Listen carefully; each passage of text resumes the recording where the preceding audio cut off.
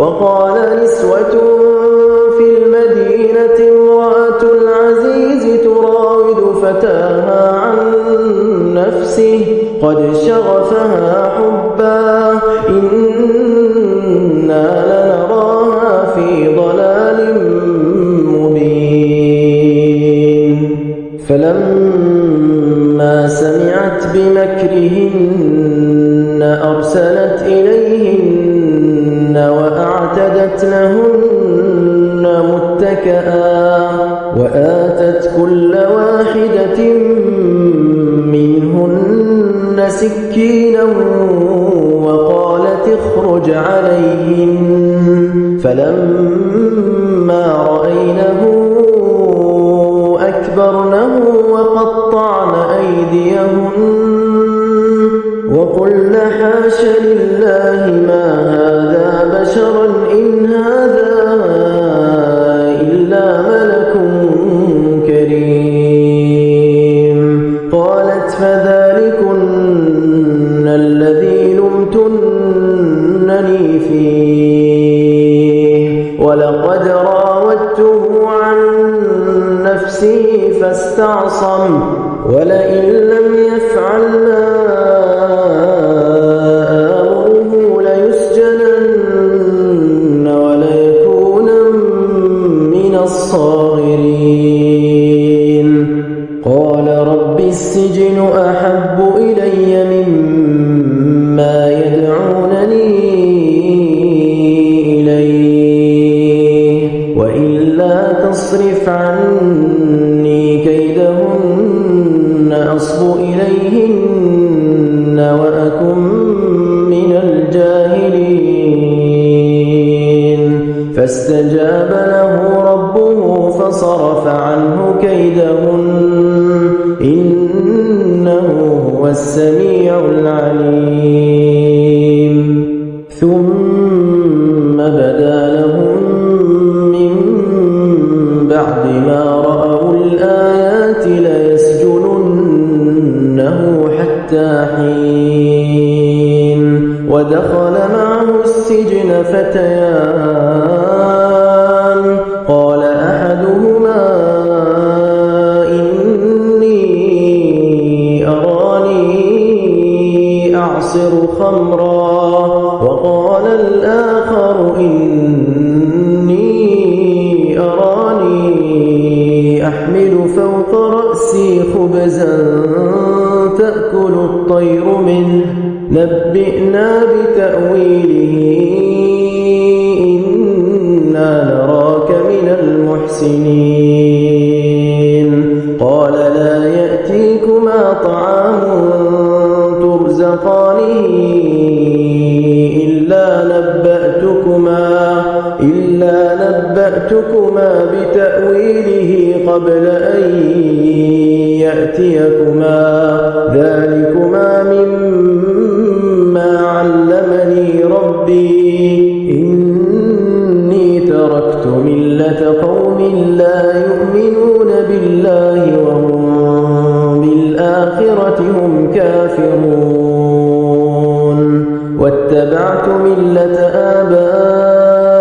آبائي إبراهيم وإسحاق ويعقوب ما كان لنا أن نشرك بالله من شيء ذلك من فضل الله علينا وعلى الناس ولكن أكثر الناس لا يشكرون يا صاحبي السجن أأرباب متفرقون خير أم الله الواحد القهار ما تعبدون من دونه إلا أسماء سميتموها أنتم وآباؤكم ما أنزل الله بها من سلطان إن الحكم إلا إلا لله أمر أن لا تعبدوا إلا إياه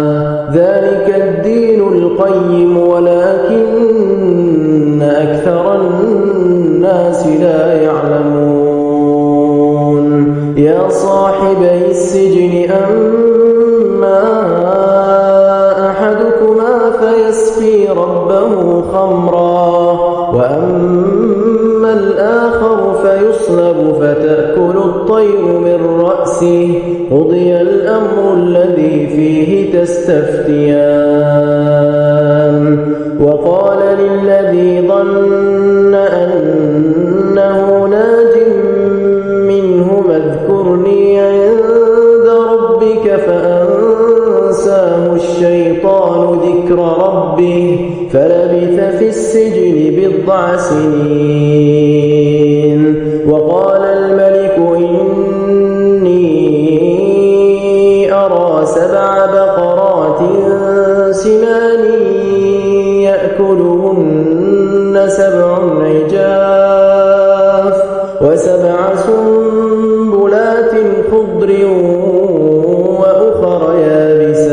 يابسات يا أيها الملأ أفتوني في رؤياي إن كنتم للرؤيا تعبرون قالوا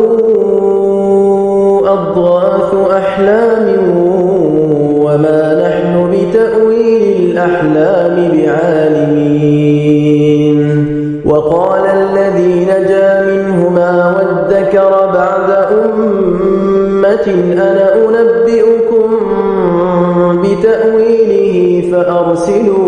فأرسلون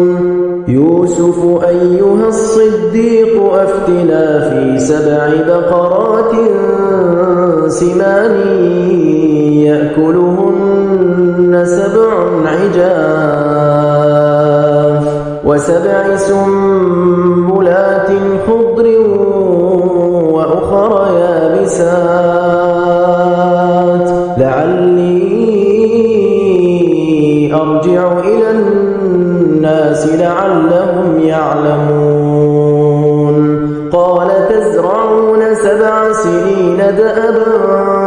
فما حصدتم فذروه في سنبله